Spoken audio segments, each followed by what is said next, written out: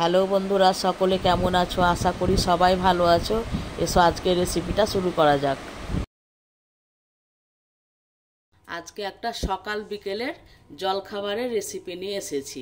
তো চলো উপকরণগুলো তোমাদেরকে দেখিয়ে দিই। দুটো বড় বড় পেঁয়াজ আমি কুচি করে কেটে রেখেছি।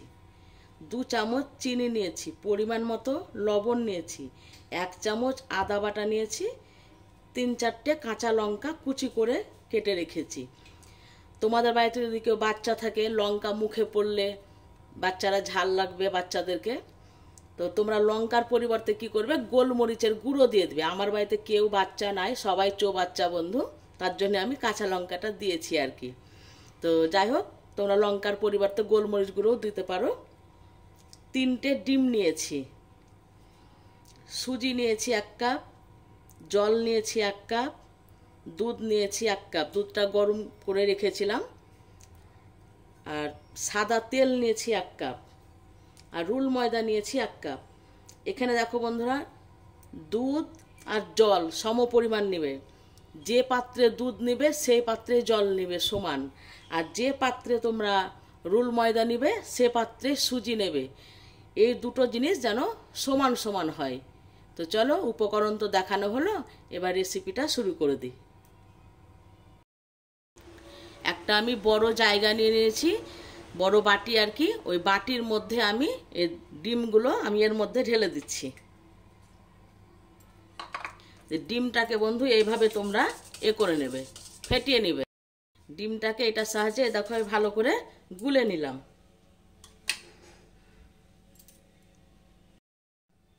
এবার জল দিয়ে দিচ্ছি 1 কাপ,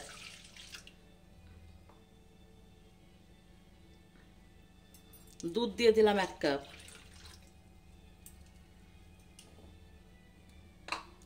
সুজি দিলাম 1 কাপ,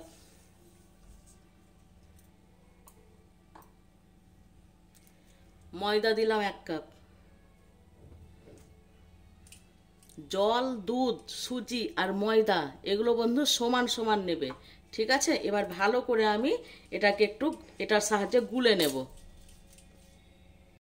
ভালো করে দেখো আমি গুলে নিলাম এটাকে। হ্যাঁ, এবার আমি চিনিটা দিয়ে দিচ্ছি, পেঁয়াজ দিয়ে দিচ্ছি,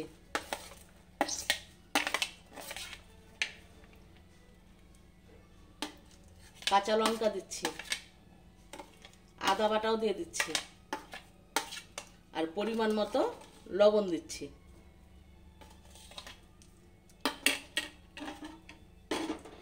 সমস্ত উপকরণকে এবার ভালো করে আবার একবার গুলে নেব।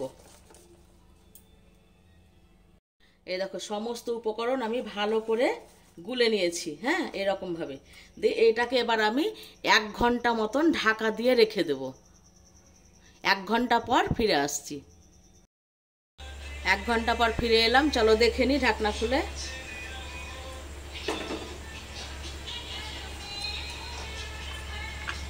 এই দেখো এরকম ভাবে ব্যাটারটা গুলবে, এরকম করে।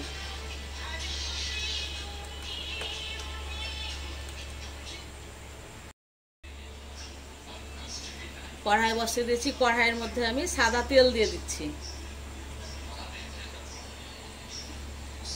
তেলটাকে ভালো করে গোটা কড়াই এভাবে বুলিয়ে নেবে।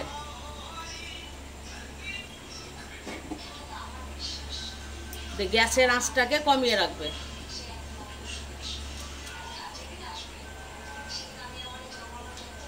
দিয়ে এবার ওই গোলাটা আমি যেটা গুলে রেখেছি ওইটা এবার এর মধ্যে আমি দিয়ে দিচ্ছি। 1 হাতা দিয়ে দিলাম।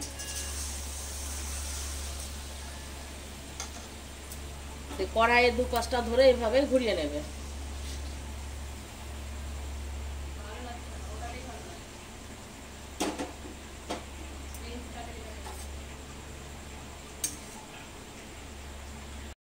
এই দেখো 1 পিঠ হয়ে গেলে আর 1 পিঠ উল্টে দেবে। 2 পিঠে তোমরা ভালো করে সাদা তেল দিয়ে ভেজে নেবে।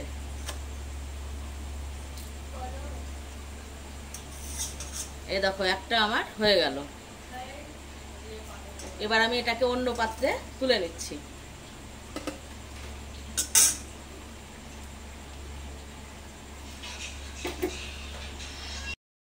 তোমাদেরকে আমি আরও একটা ভেজে দেখিয়ে দিচ্ছি। একটা ভেজে আমি উঠে রেখেছিলাম, প্রথমে কড়াই তেল দিয়েছিলাম, একটা ভাজা হয়ে গেছে। এবার আমি আর প্রথমে তেলটা দেব না, ঠিক আছে? প্রথমে আমি এই ব্যাটারটাকে দিয়ে দিচ্ছি,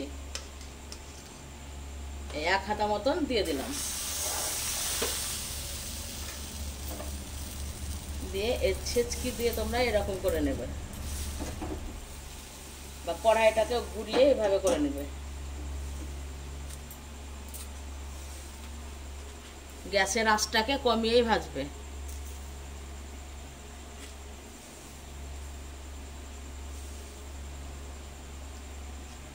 এই পিঠটা হয়ে গেলে আবার আমি তখন উল্টে দেব। এ দেখো এবার আমি উল্টে দিচ্ছি, দেখো কি সুন্দর উঠে যাচ্ছে। এ দেখো এবার উল্টে দিচ্ছি, দিয়ে এই পিঠটাকে একটু আবার হতে দেব। এ দেখো উল্টে আমি তোমাদেরকে দেখতে দিচ্ছি, এ দেখো কি সুন্দর হয়ে গেছে, দেখো। এবার আমি সাদা তেলটাকে অল্প করে ঘুরিয়ে দিচ্ছি এভাবে, দিয়ে এপিট ওপিট দুপিটি ভালো করে এবার ভেজে নেব। এ দেখো আমি লোহার কড়াইয়ে ভাজছি, তোমরা এমনি কড়াইয়ে ভাজতে পারো বা ফ্রাই প্যানে, যার যেটাতে আছে সে সেরকমভাবে ভাজবে। কিন্তু একটা কথা বন্ধু, লোহার কড়াইয়ে বেশি ভাজা পোড়াগুলো ভালো হয়। এ দেখো কি সুন্দর হয়ে গেছে, দেখো। খুব চটজলদি একটা জল খাবার, খেতেও যেমন সময় লাগে না, তৈরি করতেও সময় লাগে না। খুব সুন্দর একটা জল খাবার, তোমরা করে দেখো।